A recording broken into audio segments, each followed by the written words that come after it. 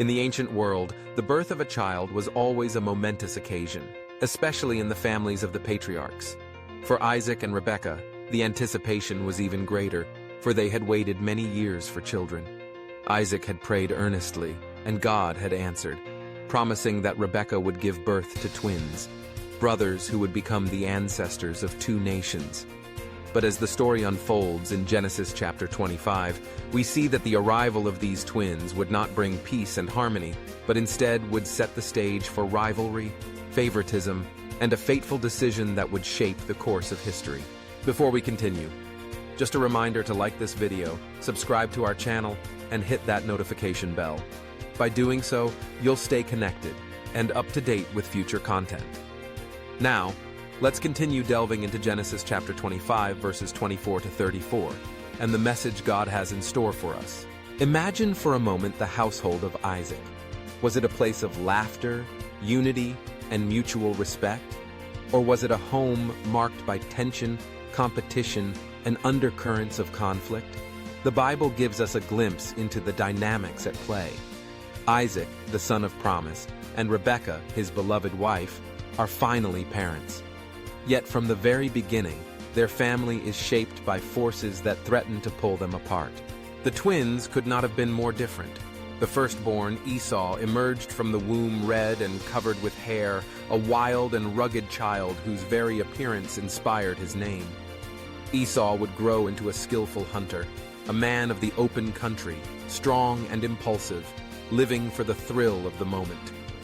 Jacob, on the other hand, was smooth-skinned and quiet, preferring the tents to the fields, thoughtful and cunning, always watching, always waiting for his chance. But it wasn't just their personalities that set them apart. Their parents' affections were divided as well. Isaac loved Esau, drawn to his strength and the wild game he brought home. Rebekah favored Jacob, perhaps seeing in him a reflection of her own cleverness and ambition. The seeds of rivalry were sown not just by the boys themselves, but by the very people who should have been their guides and protectors. This favoritism would prove to be a significant factor in the unfolding drama of their lives.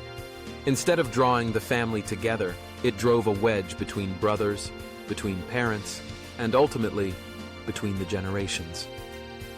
The story of Isaac's household is a cautionary tale, a reminder of the dangers of playing favorites, of failing to cherish each family member for who they are, and of the pain that can result when love is divided. The tension in Isaac's home comes to a head one ordinary evening.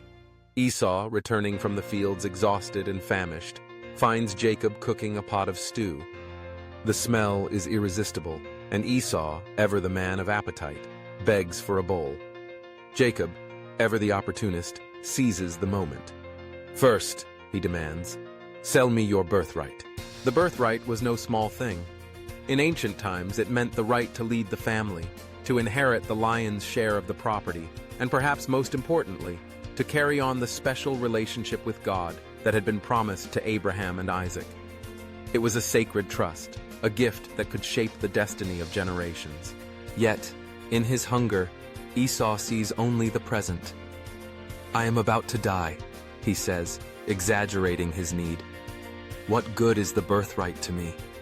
With a careless oath, he sells his future for a fleeting pleasure, a bowl of stew. Jacob, for his part, is shrewd and calculating, willing to exploit his brother's weakness to get what he wants. This moment reveals much about the character of both brothers. Esau is impulsive, driven by his appetites, living for the moment with little thought for the future. He is willing to trade something of immeasurable value for immediate satisfaction. Jacob is cunning, patient, and ambitious, willing to use deception and manipulation to achieve his ends. Neither is an example to follow. Esau, the fool who despised his birthright, and Jacob, the cheat who took advantage of his brother's weakness. It's easy to look down on Esau, to shake our heads at his foolishness. How could he give up so much for so little? But the New Testament warns us not to be too quick to judge. In the book of Hebrews, we are reminded that Esau despised his birthright, and we are cautioned not to fall into the same trap. How often do we, too, trade what is truly valuable for what is immediate and fleeting? How often do we settle for temporary pleasure at the expense of lasting blessing? The story of Esau and Jacob is a mirror, reflecting back to us our own struggles with temptation, impatience, and misplaced priorities. We may not have a birthright to sell, but we are entrusted with gifts from God: our faith, our calling, our relationships, our integrity.